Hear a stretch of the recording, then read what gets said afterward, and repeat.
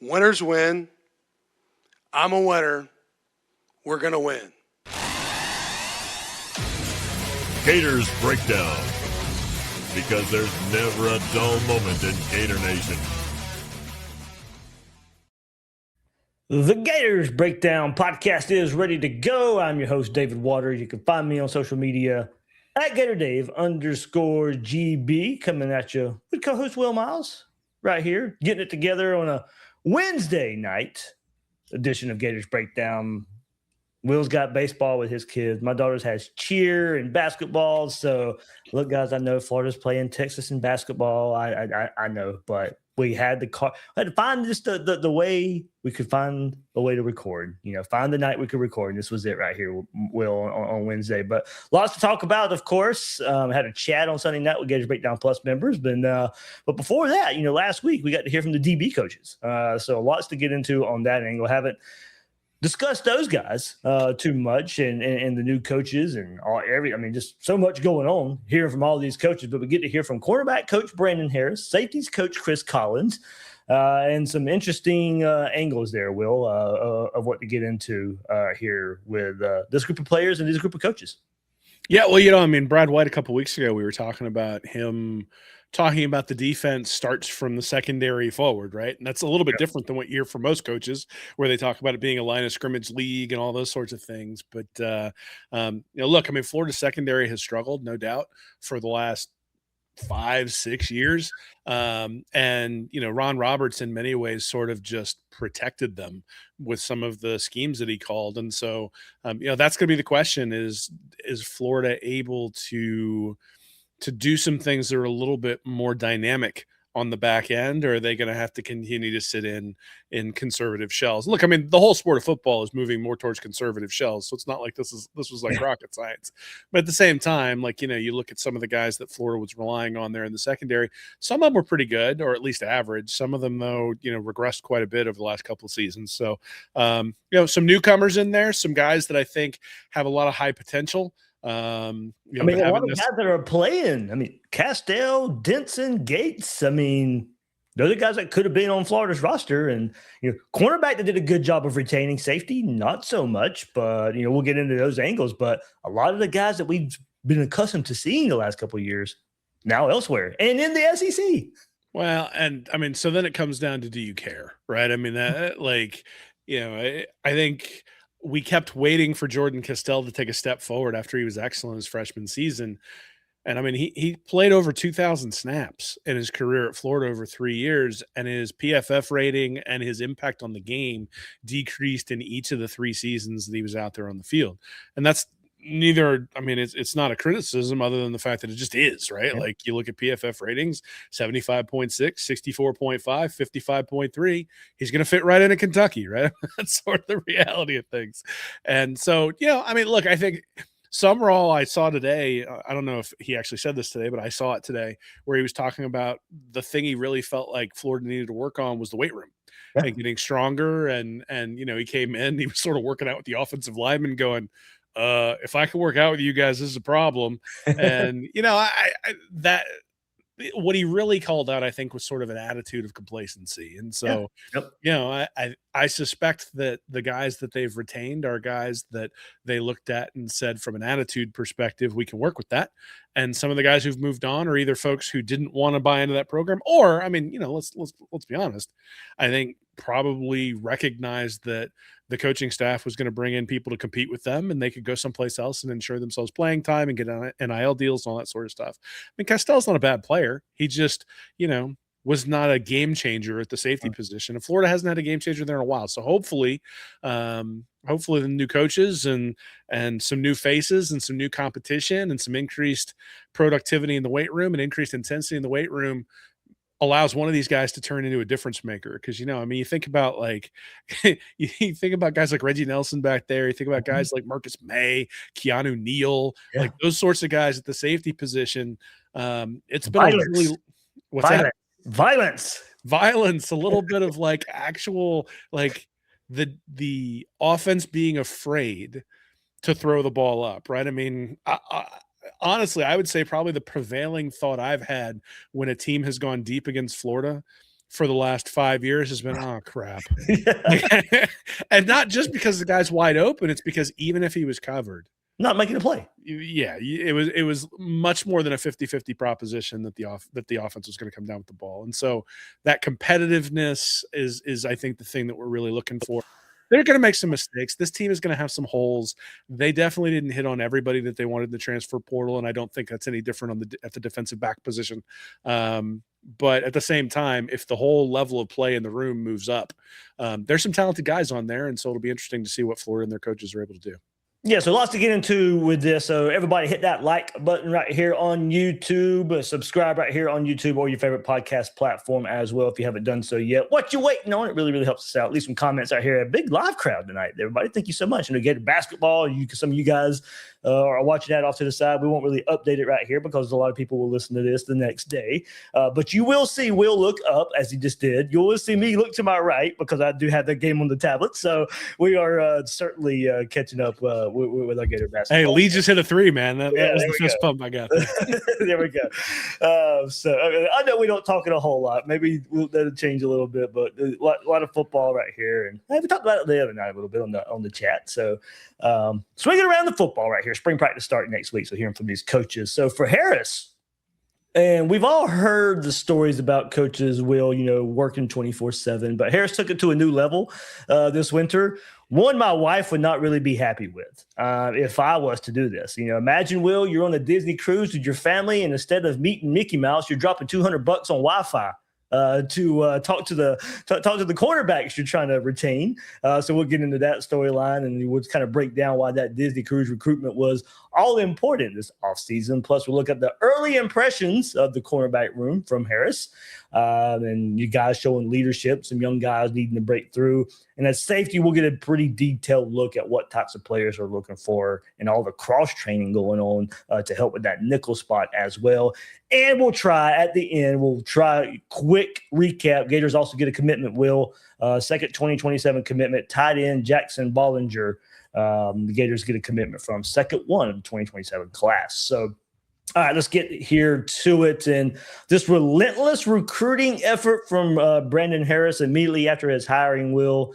Now he's on a family Christmas vacation and on a Disney cruise. And he's like, I just have to spend the $200, for the Wi-Fi on the cruise ship so we can FaceTime with these players and prevent them from entering the transfer portal. And here's Harris on that and more about what it took to retain these players. I think it started from up top. Dave Caldwell, Coach Summerall, and Coach White, they did a really good job at holding it down until they had a coach in place. And when I got the job and when I got hired, the first thing I did was, okay, cool. I got to get to all these guys. It wasn't about getting on the 27 class. It wasn't about seeing who we can make relationships with in high school recruiting. It was about, okay, I need to recruit these guys like they're in the portal now. I need to convince them that staying here at Florida, playing for us and playing for me as a position coach is the right thing for them. And it was interesting, they all had, and I respected all their processes, and with Javari and them in particular, I was on a Disney cruise. All right, so I take the job, get the Christmas break, we go on the Disney cruise, and my entire Disney cruise was just FaceTime calls with our players, FaceTime with them and their parents, talking to them about, staying here at Florida and stuff that they had started to build here. And it didn't take much convincing because they all loved this place. They just wanted to know, okay, what was going to be the plan for me next? And they all knew me. They all had relationships with me. But I told them, get to know me as a coach first. I've never coached none of you guys. So, again, go do your research. Take a couple of days. This is my resume. These are the places I've been. These are the guys that I've coached. Go call them. Call the ones that not only had successful careers, but the ones that probably didn't make it after college. After college, their careers were done. Ask them, how is our relationship now? Was I still there for them? Was I still there to support them? And after making a few phone calls, and they talked to some of the right people, and they was like, all right, because we good. We ain't moving. There we go. So a lot to unpack there in that one, Will. First, just what he started off with, there was the advantage of having a GM like Dave Caldwell in place, as this coaching staff getting in place. You had the GM, you had Brad White early, and of course John Summerall. So those guys able to attack it early till Harris was hired, and He was able to do his part of the job, all while on the Disney cruise. And look, everybody knows I love my tropical vacations in the summer. And last summer, it was during SEC media days, and my wife was, no, you're not doing anything. You're not working. You're not doing. No, this is the vacation. And so, thankfully, Harris, did say his wife was a lot more accommodating for that. She's a football wife; she gets it, and all that. But pretty good return on investment, Will, spending the $200 on the Wi-Fi fees and this offseason, and retaining Cormani McClain and retaining Dijon Johnson, Javari Flowers, Ben Hanks. These are the main 4 guys we'll get into at this quarterback spot for Harris. But pretty good in retaining that for Florida.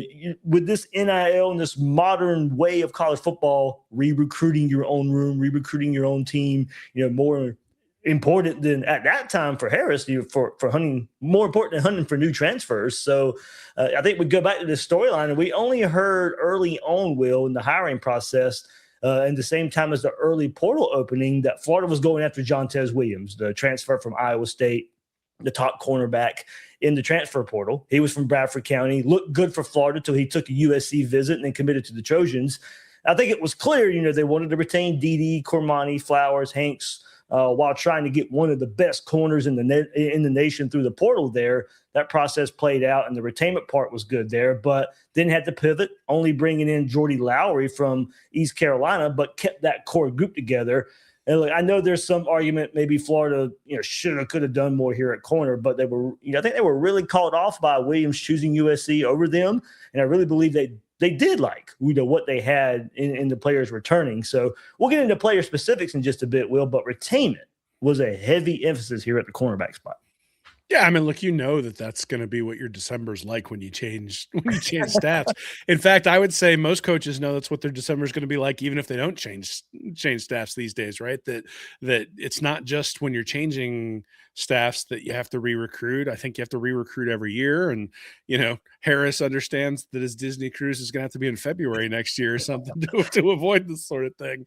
Let's be honest. He definitely is expensing that $200, right? Yeah. That ain't coming out of his pocket, certainly. And the kids probably enjoyed it because then they had free Wi-Fi for their iPads as they were sitting there at night or whatever. But, look, I think one of the things that you hear over and over and over again from Sumrall in particular, but really from everybody on the staff, is just a relentlessness, right? That they're all, and Sumrall said it in the clip that I was talking about from the weightlifting. He said, you have to learn to hate to lose more than you love winning. And I think that's part of it, right? Is that there's like that fear for some of these coaches where if they're not on the phone, if they're not talking to the recruit, well, the recruit's talking to somebody else, right? And so, having those touch points, making sure they know you care about them, making sure that they understand you'll call them in the middle of a family vacation because they have that level of importance. Now, we could argue about whether that's a healthy way to live or not, but the reality is that's what's necessary to win. And so if you hate losing as much as Sumrall does, and if you want to emulate some of the winning ways that he's put in place, you're going to have to hate losing as much as he does. You're going to have to love winning as much as he does. And I think if nothing else, that's the reflection, right? And you talked about the GM being in place.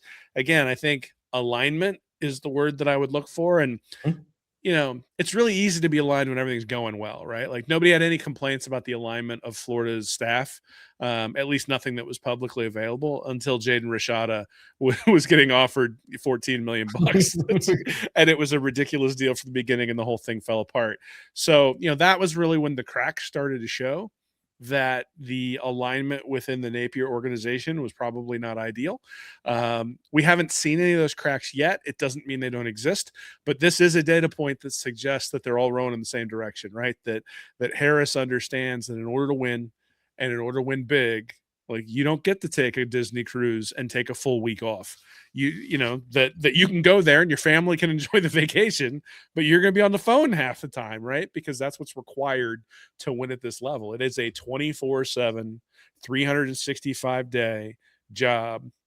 And especially now in the NIL era, it is a job that requires you to re-recruit everybody every single day, right? And it also requires you to sort of have demonstrated that level of commitment so that the players know that it's genuine, right? It's not just like, oh, well, I did enough to get you in here and now you're stuck. You can't do that anymore, right? No. Like it used to be. Like I remember Saban, it was a big thing when he was bringing guys in, he gray shirt them, right? So they'd come in and they wouldn't have a scholarship when they first came in because he signed in 35 people or whatever it is. It was a relatively dubious practice, I would say. But once they got him in there, they were stuck, right? And they like it wasn't like they had a bunch of options. Well, now players have options, and so the relationship piece is huge, the commitment piece is huge. But to me, it's less about any of that stuff and much more about it. It's an indication that Harris doesn't want to lose to anyone. And he recognizes if he's not on the phone while he's on the cruise, then he's got an opportunity to lose to somebody else, and he's not willing to do that. So, great story coming out of Gainesville. Obviously, I think it's a sign that things are going in the same direction, that the staff has the same type of attitude the whole way throughout. But none of that matters until you get the recruits in there, you keep them there, and then they go perform on the field. Because you can be an awesome recruiter, and if your guys don't know where to go when the lights go on, no one's going to care. So step one down, but we still got like 9 more steps to go before I'm willing to like pat everybody on the back and say good job. Hey, of course, Will, he gets it. From Miami is Brandon Harris. Deep Miami roots, of course, family ties. Everybody knows Tim Ice Harris Sr., coaching the father of Ben Hanks III, the Ben Hanks that we all know and love at Florida. The older brother of Hanks III, Devon Johnson, is best friends with Brandon Harris.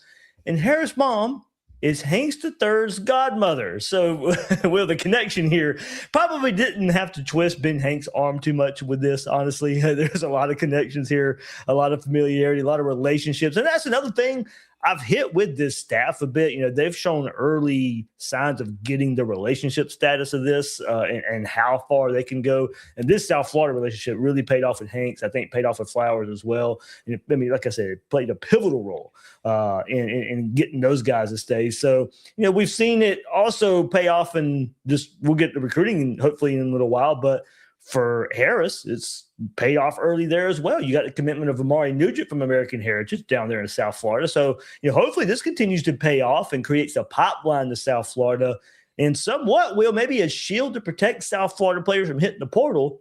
I do see an advantage here, given the limited, going back to your point, this is one check mark, but given the limited results so far, you see the South Florida thing playing out in retainment and so far in recruiting. I mean, maybe a little bit. There's a lot of talent down there, and so we'll see how that pans out. I mean, Miami just played for a national championship, and so it's not as though there's like this. So it's not as though there's no competition for those sorts of guys. I think, and his brother's at Florida State right now. But it also comes back to how do you sell the program, right? I mean, if you're a kid coming in to play at Miami, there may not be immediate playing time depending upon where you're going because depending upon where you play, because they may have somebody or two somebodies in front of you. And, Florida, that may not necessarily be the way it goes. Right. So, I think, and we've been saying this for years and years and years, recruiters recruit. Yeah. Right. And so, we will see this 2027 class. I still think high school recruiting is the lifeblood of any program. I think you have to fill the coffers with young guys. I think, what we will find is that as the transfer portal I think it'll calm down. I don't think it'll ever be like completely calm, but I think it's going to calm down a little bit. And I think there will be guys who recognize that I need to develop and I'm going to get an opportunity at a program if I put in the work and I drive through and I get through the adversity. Now there will be guys who will leave too, and you'll sort of figure, we'll figure that part out, and some of those guys may leave. But I think in many ways that means that the relationship is even more important, right? That Florida's gotten a little bit lucky, or lucky is maybe the wrong word, but Sumrall was fortunate that Miles Graham has real strong Florida ties, that Vernell Brown has real strong Florida ties. Now, Dallas Wilson, you keep that guy, not really extensive Florida ties. I mean, obviously he's there for a year, but so, and closer to home than some of the other places he was considering. But, I think to me, you got to take advantage of the things you've got. right? And so if Harris already has these relationships with people, if he's like people's godparents, that guy should come want to play for you, right? I mean, you shouldn't need to call him while you're on the cruise. Be like, hey, I'll call you on Monday when I get back, right? But you call mama and say, hey, you take care of this. make sure he goes there. But I mean, look, I think the same thing is that, when we're talking millions of dollars, we're not talking about making a sentimental choice. You got to make the choice that's best for you today. And you have to make the choice that's best for you long term too, because it's now $1 million choices in terms of like year to year in college, but then it's $1 million choices in terms of whether you can get to the NFL. And so the recruiting pitch changes, but I don't think that the recruiting pitch is I don't think the guys who are recruiting are going to be any worse because of the situation things are in. So, this is a pivotal recruiting class. We'll see what Florida is able to do. I think, they have, I guess, minimize the holes that they have at various spots. I think we can still see some areas of weakness on the roster when you look at it. At the same time, I feel better about the secondary right now than I did at this time last year, no doubt. And so that's one of those things where, the coaching still has to come through. These guys still have to go out there and convince me that they're capable of driving these guys to be successful, having them in the right spot, having them well coached up, all that sort of stuff. But, at least to start with, I feel pretty good about where we're at. Yeah. I mean, like I said, big time connection. I mean, Harris says with Hanks, of course, I just mentioned the family connection, but with Jahvari Flowers going through 7-on-7 and watching him grow up and, just having that relationship. So big time South Florida ties paying off so far early on right here for the Gators. So, all right, let's get started on the personnel side of this. Let's hear from Harris, starting with his thoughts on Cormani McClain, and then Dijon Johnson, Jahvari Flowers, and Ben Hanks. So lots to get into personnel-wise right here at the cornerback spot. Money is great, man. He's exceptional. He reminds me of a bunch of guys, though. Like, they're all different in their own right. You know what I mean? He's not very vocal, doesn't really talk a lot. But, man, when you sit down and have conversation with him, this dude is interesting. He's very interesting, and he's excited. He's excited about the opportunities in front of him. He's excited about playing with the guys that chose to stay and be Gators. Me and him have been spending a lot of time together, and we've been spending a lot of time as a group. That's one thing I think that's underrated as a position group, especially a group at corner. We're under the microscope so much, and everything we do is highly, highly, highly critiqued. So we got to be each other's biggest supporters. So along with him and the rest of the guys, we made it our mission to do, group activities every week. So we make sure we spend time together. We make sure we get to know each other. We make sure we get to know each other's families. And it makes it easier for me to coach them hard, and it also makes it harder for them to let each other down. Because how's Dijon doing? Has he kind of been the leader of the room, and how's he coming off of that injury? For sure. Didi has definitely been a leader, and that's one thing me and him talked about, and he's embraced that role. Usually a lot of older guys, they don't want it. A lot of guys, they shy away from it, but he stepped right up to the plate. The first day we met, and he said, Coach, I want to lead this group. And I've been letting him and the group know that, I support him and his leadership styles. So we've been spending a lot of time together, me and him, just teaching him how to be a leader and teaching him how to connect with different guys in different ways. So one of the most impressive things that I've ever been around with Didi in any group period, it was our second week here, and Didi, he set a unit dinner himself. He set a unit dinner. He said, hey, man, we going to dinner. I'm going to make a reservation. We all going to be there at this time, and we gonna bond, and we're going to kick this thing off the right way. And he's been very, very, very influential with that group so far. We're talking about these South Florida kids. Jahvari Flowers, what was your relationship like with him before, and, what type of player is he? Just him and Ben Hanks, they're kind of a guy that come in pairs, man. It's like you can't say one without the other, and you can't, because every time you see them, they're going to be together. They're from the same area in the same recruiting class.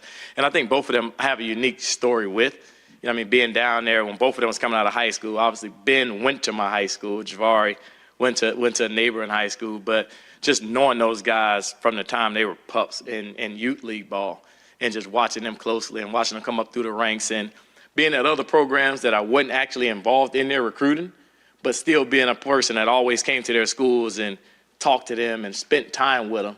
I've watched Ben grow up since he was 5 years old. And I met Jahvari when he was in middle school and watch him running around. I used to run a youth 7-on-7 camp before I got into college coaching after I retired from the NFL. And all of those guys came up in my 7-on-7 circuit. There we go. So getting Harris's thought on, Will, what I think are the four main players for this outside cornerback spot here for the Gators. And it's Dijon bringing the most experience, better overall play, but, looking to bounce back after only playing the first 4 games of last season. I think if you look back at it, you think he played more than that, but he really didn't. He only played like the first month of the season and was gone. But that did open the door for Cormani McClain to get more reps. And Cormani started off showing good signs of progression, but once he started getting more of those reps, the production started to tail off a little bit. So more about consistency for McClain this season. Flowers, about 330 snaps last season. Remember, he reclassified to be a freshman last year instead of this coming year, and 330 snaps and looked the part. And Hanks played about half of that in games against Mississippi State, Tennessee, and FSU, where he did intercept a pass on the final defensive snap of the season. And then you throw in redshirt freshman Otis Conanbanny, and that should make up the bulk of the competition for this spot at outside corner. It's a position group, Will, that Florida has had to fight through injuries the last few seasons, replacing Devin Moore this year, who finally played a good bit, hit a whole year like we wanted to see. But Cormani, really, I think, it's kind of still the headline because of the storyline it took to get here, the 5-star status, and then Dijon Johnson, the most experienced. I think those two guys are leading the way, but I do expect a nice competition with Flowers and Hanks behind those guys. Yeah, well, I mean, Johnson and McClain were the guys who had the highest PFF ratings last year. They were the guys who showed flashes, at least, above average play by PFF for both of those guys, right around 68, 69. You look at a guy like Ben Hanks, he was at 64, though, like you said, only played in 3 different games. And Flowers was like 60, but for a true freshman, again, not terrible. The average on PFF usually like 63, 64, 65, somewhere in there for a position group. So, I think the floor here is really, really pretty good. I think the question is going to be, can Harris coax that elite prospect that we all thought Cormani McClain could be when he decided to not commit to Florida originally the first time? Like, his profile suggested can't miss, right? Like, he wasn't like a top 30 player. He was like a top 10 player, pretty consensus across the board. And so there was expectations he was going to make immediate impacts. And then there's expectations the guy's going to be playing in the NFL. And, if he had gone in the NFL draft this year, I don't think undrafted free agent probably, right? Like something where it's like a guy with a lot of talent, but hasn't shown a lot on the field. And, we bounced around quite a bit, and, the interviews are going to be important, those sorts of things. I think, the question is, can he play himself into like a second round or a third round or a fourth round pick? If Florida gets that kind of play out of Cormani McClain, the defense is going to be way better, just because essentially you then have a lockdown corner, completely changes what you can do, right? Like I mentioned briefly the soft shells, some of that's protecting your corners, right? And if you can't go man on the outside, and you don't have the confidence to do that on the outside, well, that limits a lot of what you can do. It limits your ability to blitz. If your front four can't get pressure, you end up screwed. And so, I think that's sort of the key. I will say, there is quite a dichotomy between Harris, like having everybody over to sing Kumbaya and have dinner together, versus Kirby Smart having his entire defense like arrested over the course of a year.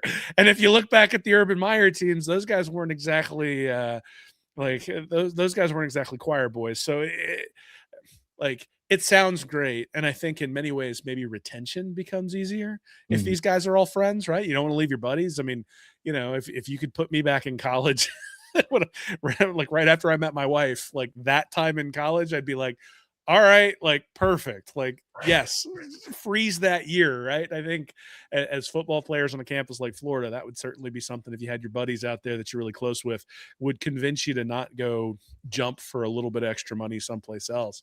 But realistically, like this, to me, this whole thing comes down to McClain. Like, can he be the elite player that his prospects suggested he could be? And if he can, it changes the complete dynamics of the defense. I mean, this whole group was pretty highly recruited. I mean, it's a good group of, when you go and look at recruiting rankings and the potential in that area, I don't have it top of mind, but all three all 4 of these guys were at least top 200, right? Yeah, I mean, I think so. I'm pretty sure. Like, Dijon Johnson could turn into that shutdown corner too, Yeah. right? I mean, there's no reason why. Hanks was really highly recruited, and Flowers dropped a little bit when he reclassified, but I think they were all top 200. Yeah, the difference is that guys rated 200 flame out all the time. No, yeah. Guys rated third don't. Yeah. Like, especially at positions where realistically, like, athleticism is king, right? Yeah. Like, the top 5 guys in the country at defensive end almost never fail. The top 5 guys at corner never fail. Now, it happens at quarterback from time to time. We just kind of experienced that recently, but it's like the skill positions where it's just pure athleticism. Like, that's the stuff that jumps off the page. So McClain, to me, has a different level of like pop.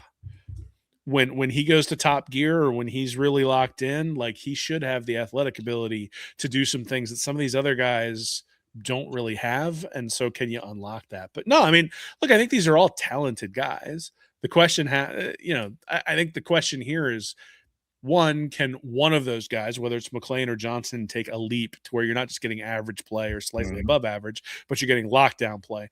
And then the second part is I mean, the cornerback position's been a mash unit for like 2 straight years. Right. At Florida. There's a reason why these guys played a bunch, is because nobody could stay healthy.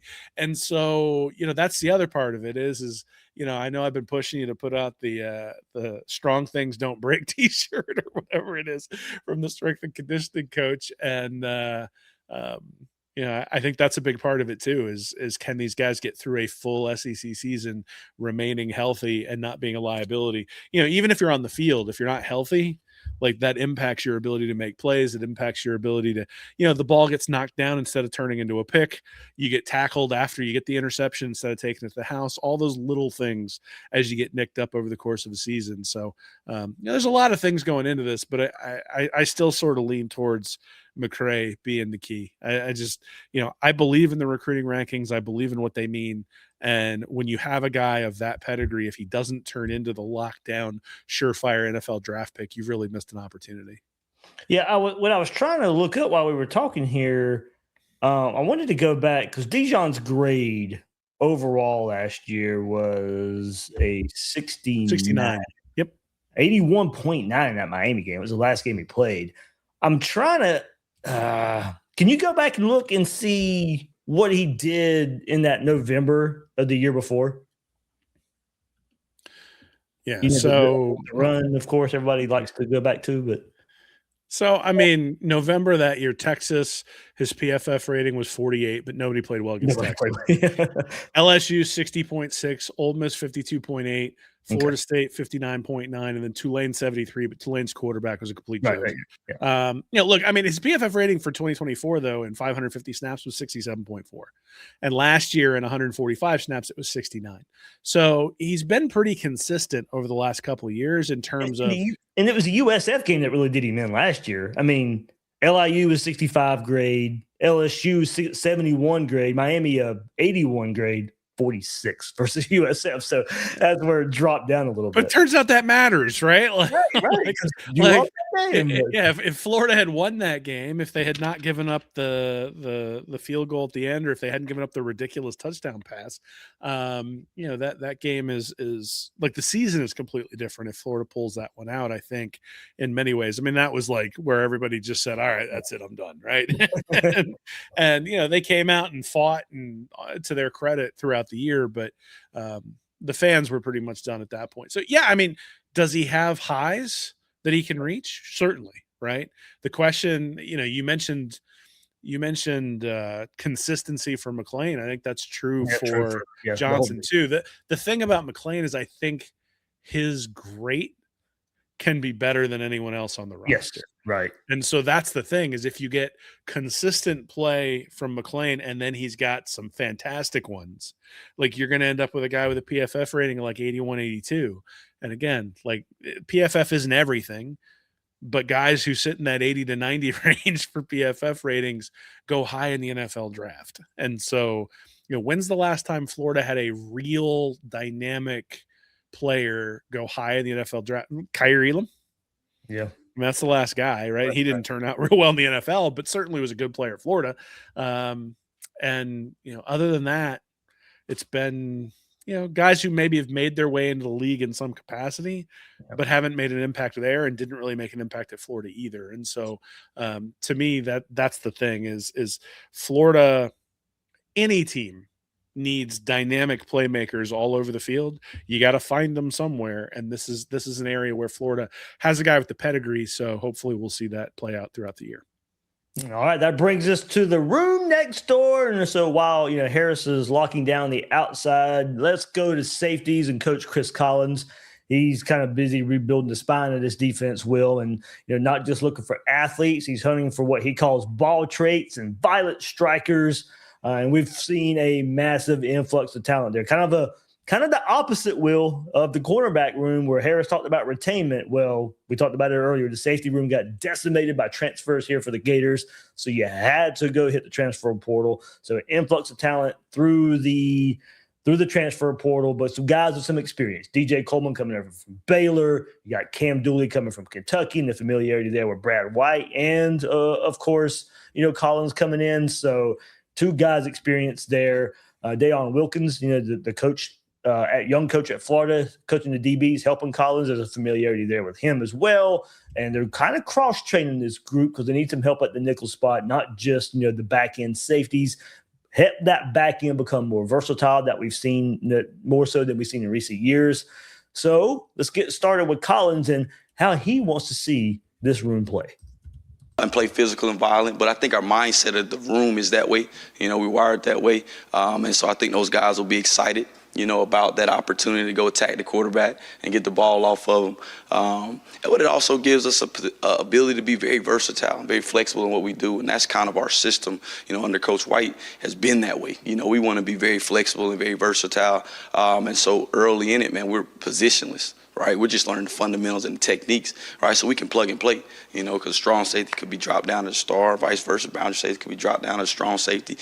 Those guys could be dropped down in the box. They could play dime personnel, and so the more you can do, right, individual player, the more versatile the defense becomes. And so we try to be super intentional about that process early on in how we teach it. So guys are used to being able to be in different spots and not just being stuck, as a strong safety or a boundary safety. And you'll be surprised, like the first couple of days and stuff, looking at me like I got two heads. Hey, guys, just trust it, right? Understand, man, it's a technique, it's a fundamental that applies to every element, you got me, and not just a singular position. And so, getting an opportunity for those guys to blitz, I think they're always excited about that. But it also helps to develop depth and being able to teach it that way. Are the star guys in your room as well? Yes. So the stars are in our room. But again, I kind of going to that original question is like, hey, man, we've got position flexibility in what we do. And so there'll be times where corner will play star. You know what I mean? There'll be times where safety will play star. You know what I mean? There'll be times where the guy who's quote unquote on the depth chart star, he'll be at star. But vice versa. We can interchange pieces in our defense. And so we kind of start with that end goal in mind in terms of our build up and our structure and how we install and how we implement defense so we can have depth throughout a year. When we got the depth chart, or the roster breakdown, only had 3 guys that started. How many others do you want to cross-train there and see how they do, Laganza or DJ or some other guys? Yeah, right now we're cross-training them all. I'm being transparent. We really are cross-training them all because that's how the structure is built. You know what I mean? Under Coach White, again, we learn, concepts, right? Fundamentals that apply to those concepts. We call them tools, right? And then we go out there and we work those. You know what I mean? So everybody gets comfortable because, our defense has the ability as a 3-4 structure to be very versatile. You know what I mean? And so, again, a strong safety could be dropping in playing the star. He could be dropping in playing a Mike linebacker positionally. You know what I mean? And so understanding how to play the techniques, where to set my eyes, right? What fundamentals apply to using those tools and when to use those tools is how we build up. And then we put structure behind it in terms, okay, well, this is cover 3, this is cover 4. And those tools apply only to those coverages, right? In short, what do you look for in each one of those spots? What do you want out of your free safety, your strong, and then a star? Yeah, I think most important, the most piece, guys got to be able to run, Guys got to be intelligent, in terms of being able to process, being willing to work at that, learning how to process the game of football quickly. And they got to be violent strikers, willing to put people on the ground. You know what I mean? I think that applies really to every level, in terms of those base pieces, And then outside of that, we really hunt ball trait. Because we're a vision style defense, and so guys who have a previous past of maybe playing receiver in high school, right? Or, we talk about transfer wise, man, did they have ball production the last place they were, and so that ball trait is a piece that we really spend time on evaluating as well. There we go, Will. Just a lot of discussion there of what he's looking for. We'll get into personnel on our end right here. But it's so funny because it entered my mind when I told you we were going to talk about this, and we have the positionless secondary here. Just like, oh no, like, it sounds good on the surface, but we're scarred. We are scarred from one Todd Grantham not so long ago when the Gators defensive front, you didn't know if it was a defensive end, a linebacker, or you were moving a safety to linebacker. And look, we're kind of mostly, I think, looking at the linebacker group because that was just the group that never really seemed to transform. And you had Derek Wingo moving from an edge in high school to now playing linebacker. You had Amari Burney moving down and more so than a linebacker. It seemed like Florida really could never, besides David Reese and Ventrell Miller, could never really settle on true linebackers at the spot. They were just, we'll move guys there. We'll have guys that can be versatile. And hey, it sounded good on the surface, but it never come to fruition. I do think it's a little bit easier, better to do on the back end. I think it makes a little more sense of guys who can run. I think you have a certain body type. You have guys who. Now, I think where the difference can be is the violence part of it, the willing tackler, the physical part of it. That's a mindset. I think a lot of the body style is kind of the same, so it's a mindset. And so I think that's what's going to separate some of these guys, Will, as far as this positionless athletes here that they're looking for in the back end is how willing are you to be this physical style player that they're looking for? That all sounds great. But I mean, we'll see, right? I think the reality is that usually the safety who is the striker is not the one who's running with, 5-star wide receivers down deep in the field. And usually there are specific skill sets that you need for each of those. There's a reason why there are positions on the football field. That doesn't mean that you can't move around somewhat and you can't be somewhat versatile. I suspect that the versatility is a necessary evil that they would like to not have to do if they didn't have to. Yep, but the reality is that they have to do it. We just talked about the injuries that happened at corner. What if they happen to happen at safety and nickel? Well, to me, this is what the cross training is more for than anything. Yeah, I mean, again, this is why I harped on McClain, right? Because if you can shut down one side of the field, then if you basically take away the outside receiver on one side, you can now do a bunch of stuff where the versatility matters. But yeah, I'm scarred. I still remember Princely Human Milan running down the field trying to guard running backs, going, "That's probably not ideal, right?" Well, we've cross-trained him to do this. It's like, is that really putting him in the best position to succeed? And the problem is if you've got giant sieves on defense, it doesn't matter how versatile you are all over the place. Like, and Florida historically, that's what we get kind of aggravated with when we're talking about adaptability. Oh, this is our system. This is what we're going to run. If he plays that position, he's going to be asked to go cover that. No, if he can't do it, then why do it? I don't care if it's your system. Well, so I mean, I think it sort of depends, right? Like, my son is like my oldest son's now 5'10", and he's working out pretty extensively to get stronger. And he's pretty close to beating me, Dave. Like there are some. I'm getting fat in my old age, or maybe I got fat in my young age too. But I'm definitely fat in my old age. And that little dude is starting to get to where like he's getting stronger. And beat you in what though? Well, I mean, it depends, right? Okay, we're getting personal. Like, is it push-ups? Is it basketball? Is it running on a treadmill? Is it weightlifting? Like all that stuff. Like he still can't beat me, and I'm not going to let him. I'm going to keep dunking him under the water when I have the opportunity. But there will come a day Yeah. where that kid is going to be able to dust me, and he's not that far off from it, right? And I guess my point is that I can hope that I can keep up with him, and because he's still young, I can. But at some point, the talent and the youth is going to overtake it, and no matter how much I want it, I won't be able to do it. And that happens in college football too, right? Like if Jeremiah Smith is on the outside, like there's like 2 guys in the country who can probably guard that guy. And so that level of talent is just going to win. Like, and so you do a bunch of stuff and you scheme a bunch of things and all sorts Hopefully he's of not on the stuff. schedule. Well, hopefully he is. I mean, that means Florida's in the playoff. Well, there you go. You know what I mean, right? So it's like, the positional versatility is only as good as can you win the race, and are you strong enough to get the guy on the ground, and do you have the will to do it? I think that's the place where we should probably really be watching. Is there are going to be times where some of these guys get beat. And they're not, and as long as they're not getting beat because they didn't know where to be, as long as it's not broken coverages and that sort of stuff, right? And that is the danger of cross training. I mean, the minute you start training everybody, well, now you got to know 9 different positions rather than just knowing what you're supposed to do from the position that you're in.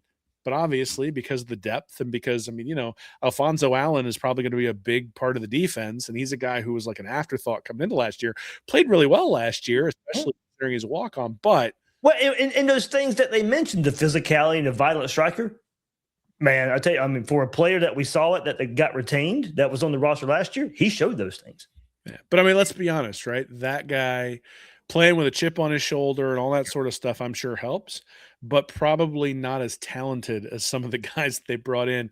Dooley, Coleman, Thornton played really well last year, right? Yeah. And so, you know, I don't want to take Thornton out of the position that he was in to go do something else that he's maybe not as good at as he was last year at the safety position. So, yeah, look, I get the hives whenever anyone starts talking about cross training on defense. I think that's natural from our experience. So maybe I'll be proven wrong, but you know, I suspect that deep down, if you were to ask Brad White, if you were to ask John Sumrall, would you rather have like a guy you can just throw at free safety and let him roam, who's like outstanding at it, versus having to like cross train everybody? They tell you, of course, I don't want to cross train. Like, give me a star at every position and I don't have to cross train.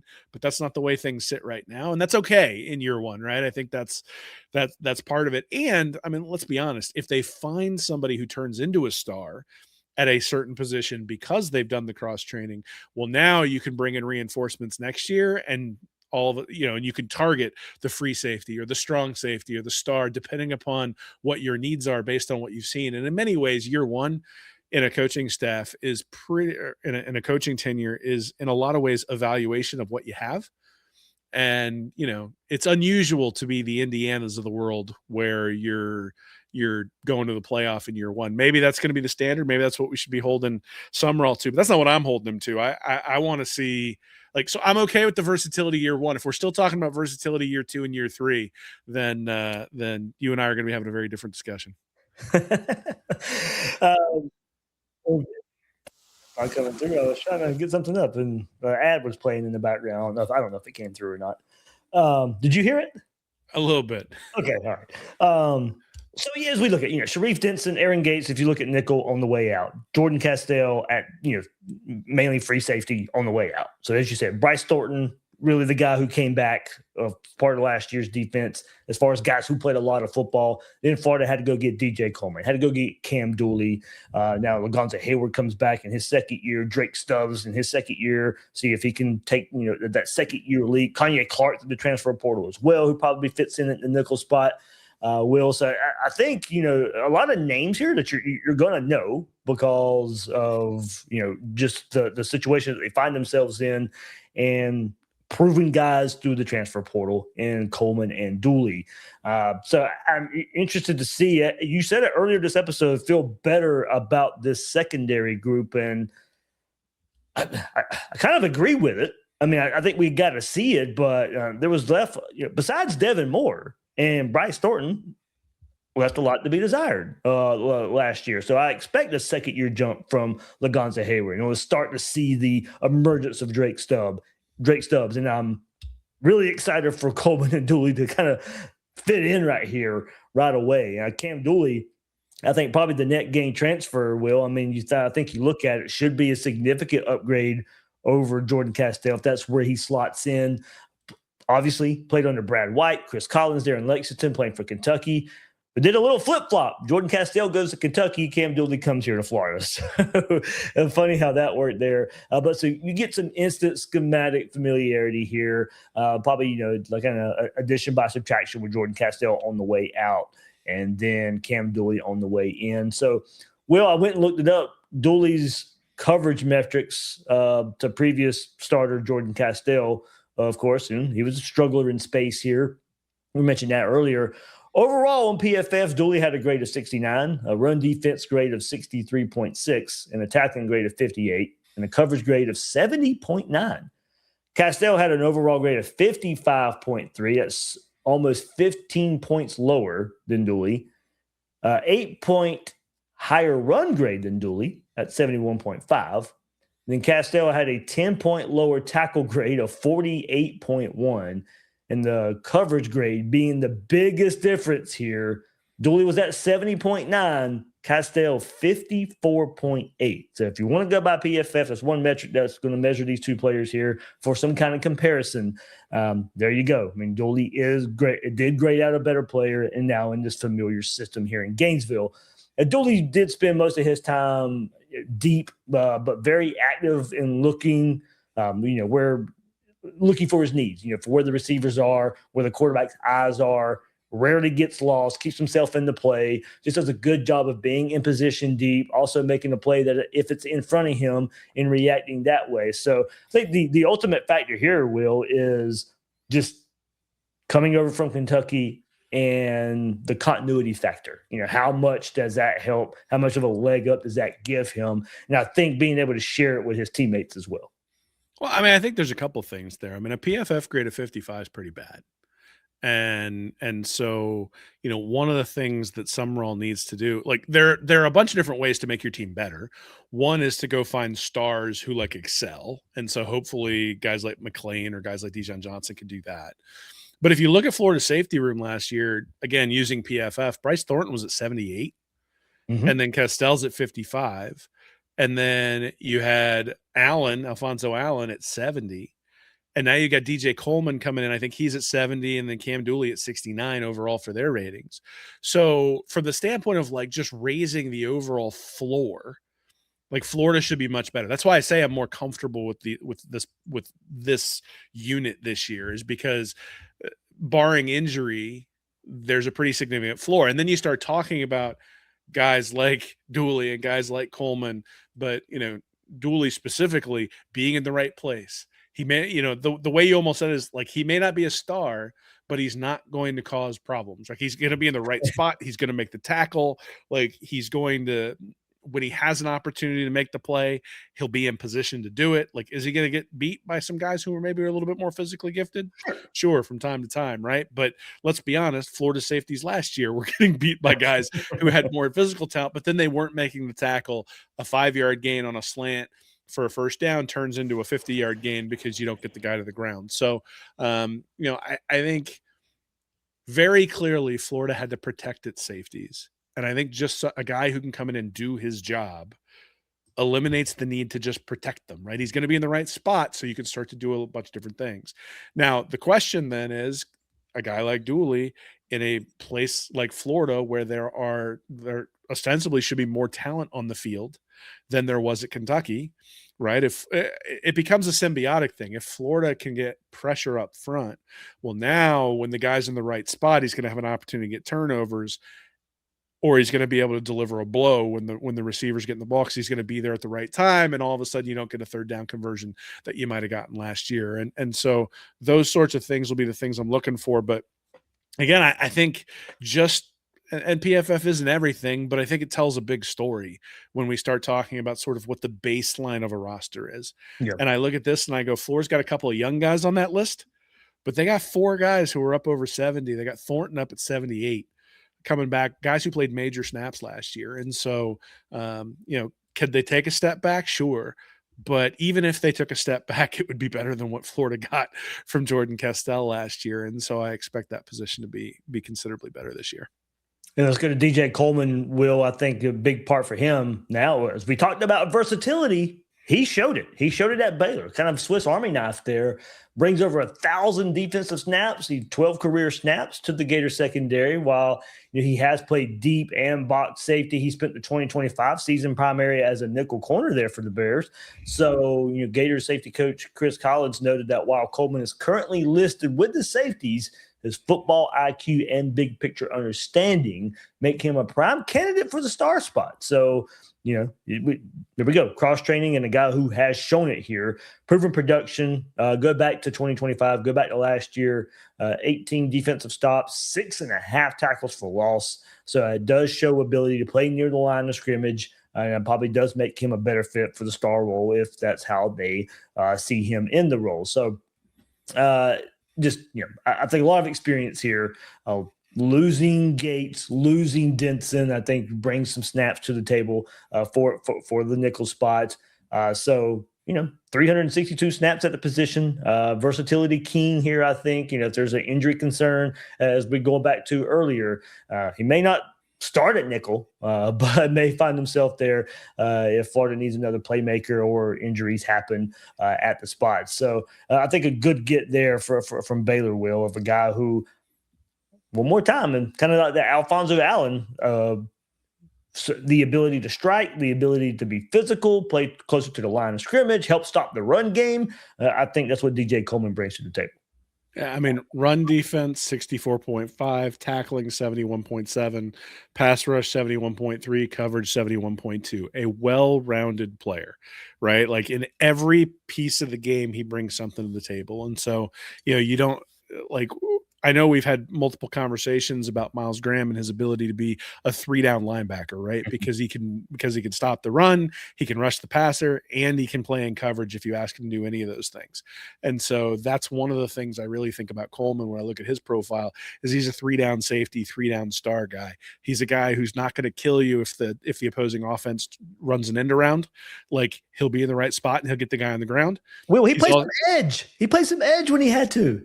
Well, I mean, not always something you think of with a defensive back. So, not exactly Deion Sanders' forte when he was out there playing for Florida State or for Dallas or San Francisco. So, I mean, well-rounded player. And so I think in many ways I'm sort of talking myself into the versatility, right?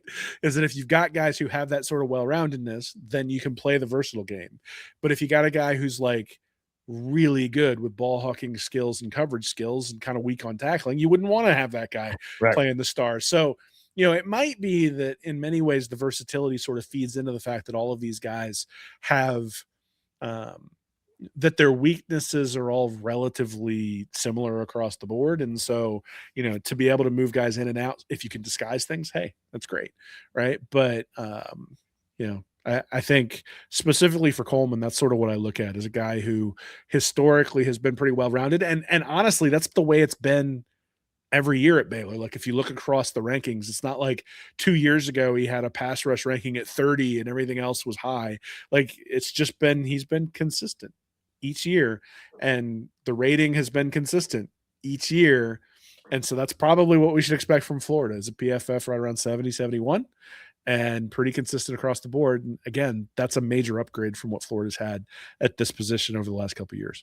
Yeah, I think when you look at versatility, look, it takes a special player to be able to do all those things. Obviously, I don't think we're looking at every guy who's at safety will be able to play star. But no, you want a couple guys who can go in and out and have comfortability of wherever you line them up, they'll get the job done. So will they be better at one position than the other? Sure, but at least, their big plays aren't happening. The floor falls out from under you just because you have to move a guy around. So I think, that's where the versatility piece will come in for this defense. So, all right, there we go. Looking at the Gator secondary through the new coach's eyes right here on this episode of Gators Breakdown. And Will, you got some time? We'll turn the page to recruiting right quick. Sure. All right, here we go. Gators getting a commitment from Jackson Bollinger. And I mean, just at the tight end spot here, 3-star on the services, on 24/7 Sports Composite, 381st overall, 23rd ranked tight end, and the Rivals industry ranking very similar, 392 overall player in the 25th tight end. He's from Centerburg, Ohio, committed to the Gators on Tuesday. 6'5", 235 pounds, kind of that physical hybrid tight end that can cause mismatches here. Wasn't just a flash in the pan decision here, Will. The Gators have been the front runners for about a year, even through the transition of a new staff. Bollinger sticking with the Gators. The real story here is, just new coaching staff just kind of sealing the deal here. No matter the change, his interest never wavered. After a sit down with Coach John Summerall and lead recruiter Evan McKissick, the tight end coach, of course, Bollinger was sold, chose Florida over Washington, Stanford, and Indiana. Why? He did say telling On3, didn't just talk X's and O's, talked about home. He noted that. Staff fits everything I want out of a person character-wise, and they have competitive drive to win. He's looking to be a leader in this class, Will, and just kind of hoping get the ball rolling here in recruiting. Becomes commitment number 2 for the Gators in the 2027 cycle, joining cornerback Amari Nugent as well. So for a staff here, Will, that in the infancy stages, hadn't spring practice starts next week, have 2 commitments in the class of 2027. Well, the bright side, this guy also had an offer from James Madison, decided not to go there. So Florida wins the recruiting battle there. Now, look, I think, the offers you look at Arizona State, Arkansas. That Billy Napier. So don't worry, he's going to manage to run their offense into the ground quite well, I'm sure. But look, the offers that this kid had, Arizona State, Arkansas, Cincinnati, Colorado, 6'4", 225. That's the thing I sort of look at to start with, is you've got yourself a red zone target, and that's important. Certainly, as defenses are moving more towards the shells where they're dropping 2 safeties or 4 defensive backs, you're going to have space across the middle. You're going to have space down the seams in order to make plays. And so, there's an opportunity here. Guy who's been looking at Florida for a long time. So certainly it's not just like what this staff did. It's not like a brand new relationship with the university. And I think in many ways in your development prospects, that's really what you're looking for, right? This isn't a kid who you would expect is going to come in, spend a year on the bench, and then be like, oh, I'm transferring out. Like, this is a guy who's going to help you develop the program. And so, develop within the program. And so, 2-3 years from now is when you're really looking for him to make an impact. And, it's a good pickup. I'm not going to I'm not going to jump through a table like a Buffalo Bills fan just because we got 3-star tight end, but it's a good addition. It's good to start to see some momentum on the recruiting trail for 2027 because Florida's behind there. I mean, when you start looking at where some of the programs are, Oklahoma, 13 commits, 2 5-stars, A&M 10 commits, 2 5-stars, Ohio State 9-2, Georgia 5-2. And then you've got the new guys. So Nebraska's got a 5-star, Texas Tech has a 5-star. So college football landscape for recruiting is changing pretty rapidly. And so Florida being able to put sort of a line in the sand and say, we're going to start really delivering on these guys becomes important. Now, look, you don't need to really start comparing these recruiting classes until you get to August. That's what I historically I've been. But again, with the NIL numbers that are out there and that sort of stuff, I do think that the classes are going to start coming together a little bit sooner, most likely. And, we've seen that, right? The calendar's moved up from February to December, but, we pretty much know where everybody's going throughout the year. It's no longer this hats on the table event like it had been in the past. And so, getting those hats on the heads early on is important. And Florida's able to do that here. Yeah. Well, Will, if you see anything in his film right here, I will read what Corey Bender had to say from Gators Online. Physicality in the run blocking. He's an aggressive run blocker who prides himself on putting defenders on their back, carving paths for ball carriers. He plays with relentless effort, consistently engaging defenders and staying active through the whistle. He provides a thud at the point of attack, steering defenders away, creating space for his teammates. His physical style is a major reason Florida sees him as a reliable inline option. There's no question Bollinger loves the game. He moves with high energy on every play, whether motioning into different spots, running into the flat, or accelerating to the second level to find a target to block. His enthusiasm, work ethic, and outstanding character make him a leader on and off the field. His willingness to do whatever it takes to help his team succeed make him stand out on tape. While Florida plans to use Bollinger primarily as an inline tight end, he has the ability to line up in multiple spots. He can split out wide, work in the slot, or even function as an H-back. That versatility allows Florida to move him around depending on personnel and scheme, although he projects most naturally as a traditional tight end with a well-rounded game. Bollinger can sharpen his route running by becoming crisper and more deliberate with his footwork when making cuts. Adding weight and strength will help him match up better against bigger defenders at the next level. He is already light on his feet and fluid when extending out and getting vertical, but refining these skills will make him even more of a dangerous receiving threat. So, certainly, as you were talking, Will, I was watching some more of these highlights, and him just cutting across the formation, and I feel sorry for the 5'7" DB who's in his past sometimes in some of these highlights. But I think it does show some versatility, does show some speed, and getting from point A to point B. Yeah, I mean, it looks like a man out there, right? In comparison to some of these guys he's going up against. I think one of the interesting things is when you look at the highlights that you're showing here, when he splits out wide, you can definitely see there's not like a second gear, at least not yet, right? And I think that sort of goes to the route running and the footwork, but I think some of it just goes to why he's rated where he's rated. So, is it somebody who could turn into a star? Sure. But I think for the most part, the relentless effort part of it, the motor part of it, like that's the thing that I think Summerall, look, he was not cagey when he was talking about how, he didn't use the word soft, but that's kind of what came across. Man, I made sure I retweeted that Urban Meyer interview. I was like, yeah, that's what I got from it. Yeah, I mean, essentially he said we were soft, right? And so in some ways, like the guys that you bring in to build the infrastructure on your program, you want to make sure that they're not that you're going to that 3-star tight end is going to come in and make the 5-star tight end you bring in either through the portal or through recruiting work his butt off to be able to win the job, right? So I think that relentless effort part is probably the thing that people should be most excited about because, considering that essentially the new head coach came in and said, we're a little lazy. Like we're a little soft. Like, that's something that needs to be fixed. And so, watching this, having guys who are willing to block, guys who want to be inline tight ends, guys who don't mind coming back on a wham and putting their head in there and doing the dirty work. Like you need guys who are going to do that. And so hopefully Bollinger is somebody who can get that done for the Gators in the next couple of years. Yeah, for sure. I think, like you said, I think knowing that inline is kind of the plan for him. More than fine. You're not asking him to be Kyle Pitts. You're not asking him to be Amir Jackson, who you recruited. You're asking him to be that, and the thing is like, I know that I've touted recruiting for a really long time, but guys rated at this level go pro about as well as like sort of about at the same rate as guys on the lower end of the 4-star spectrum.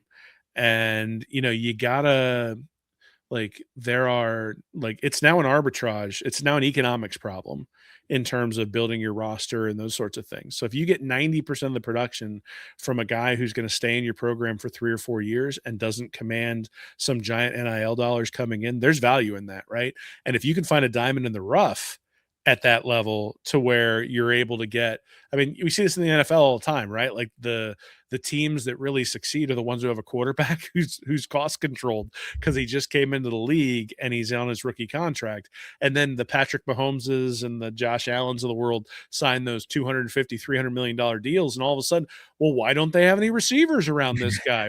Why has the defense gotten so much worse? Because they don't have any money left, right? And so, there's going to be like, if I were to make one prediction about NIL and sort of the budgets and the things that these different programs are doing, is that I would say that, and maybe we saw this with Indiana last year, is that getting production out of guys who don't cost you anything frees up your ability to go get difference makers someplace else.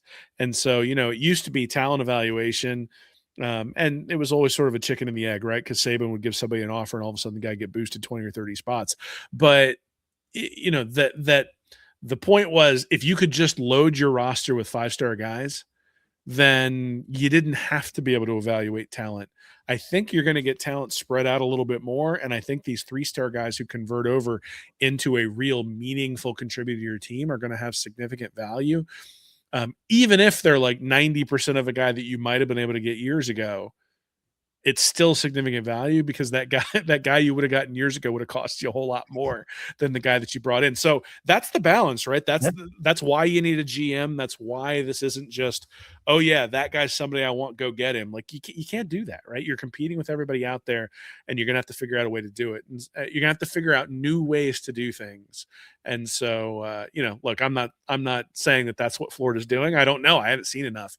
I don't think you can evaluate a class until you get to at least August, but certainly, we'll take a look at the entire class when it comes set and say, okay, what was Summerall able to do? And was he able to improve things over Billy Napier and Dan Mullen? Because, that's the reason Mullen was asked to leave as well. So still a long way to go, but certainly adding players. It's been kind of quiet on that front recently. So it's good to see guys starting to add to that class.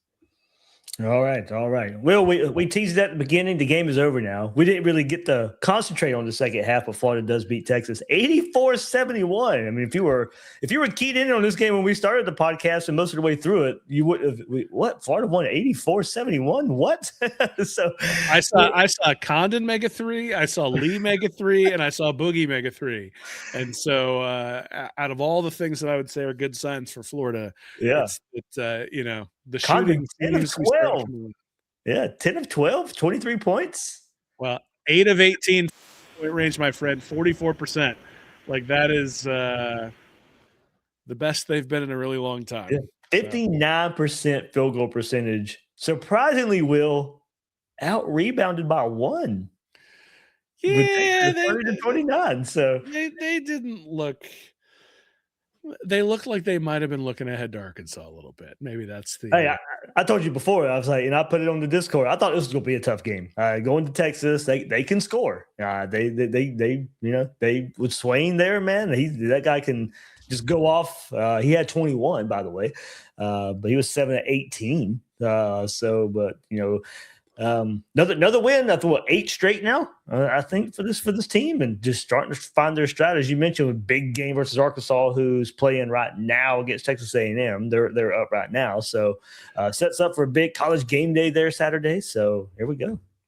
Hey man, we need another natty on the basketball side so that they can start bragging that they got more in the football program and light a fire under Summerall, because he's made it very clear to us that he doesn't like losing. So, and I will say, if anything's going to get Summerall fired up, it's going to be when he was at the dais the other day with Kirby and Cristobal making fun of him. I really wanted to bring that up, but I knew this was going to be a stacked episode. But man, that was some good stuff.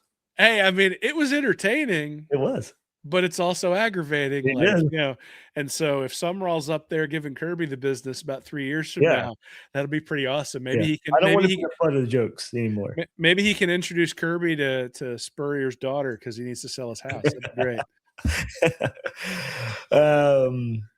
Let's see. Alex Condon, Boogie Flam, both 20-point games. 7 straight SEC road wins for the Gators, second longest winning streak in program history for the road games. 21-6, 12-2 overall. Let's see.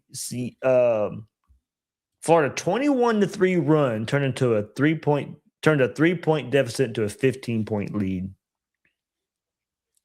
That's the cool part, because that's actually the thing that I think Florida's struggled with at times this year, is when you don't have the 3 ball and you got to rely on offensive rebounding and that sort of stuff.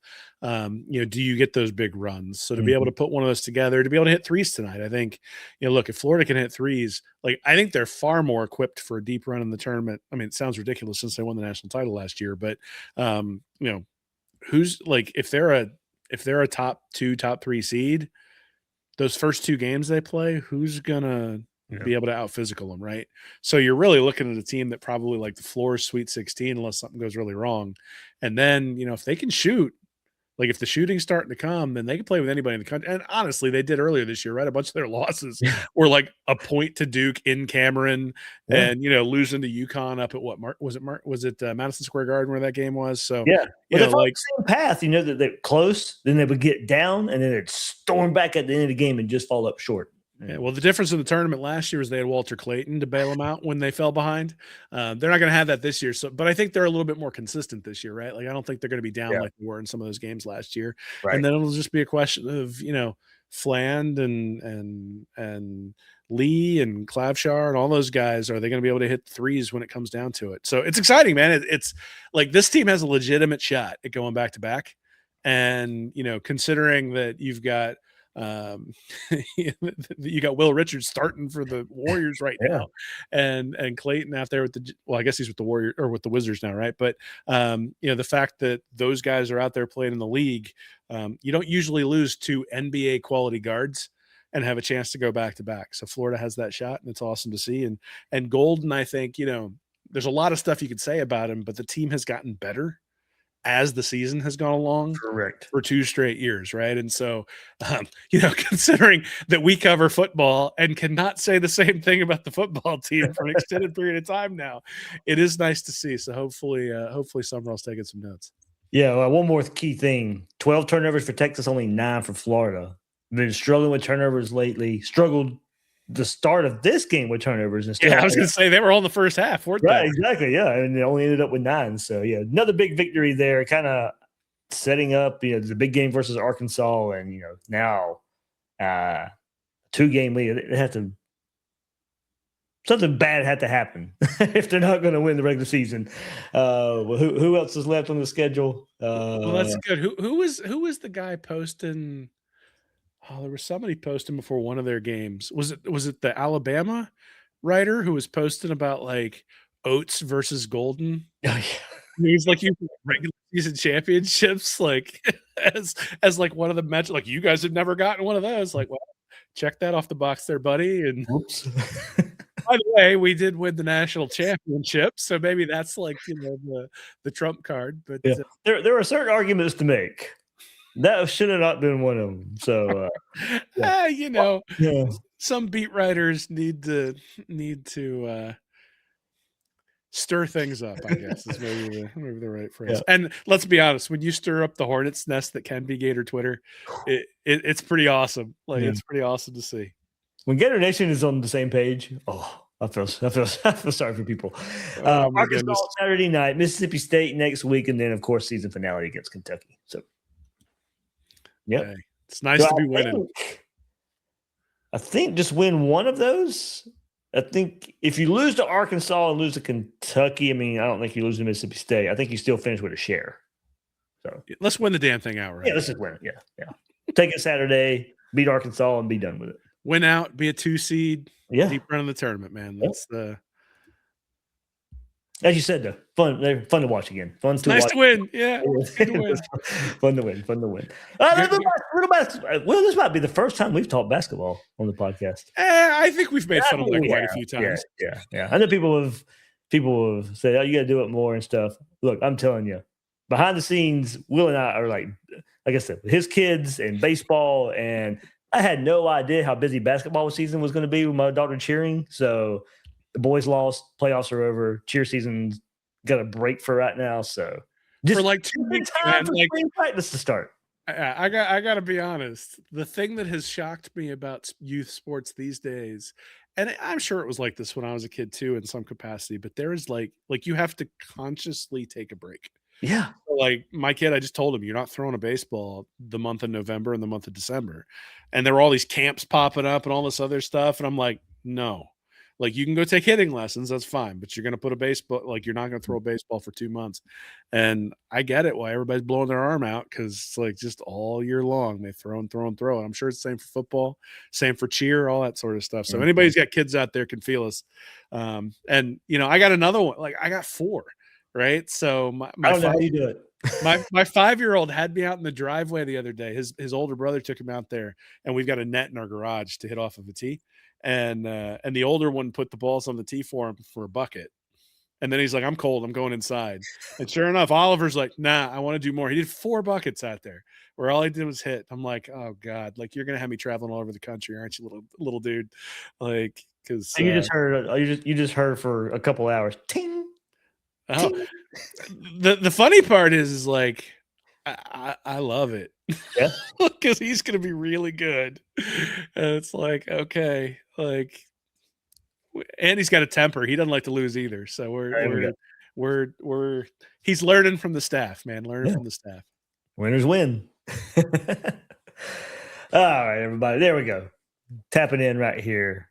Hey, spring practice next week, Will. So think are you good for next Tuesday? I'm going to just ask you live on the podcast.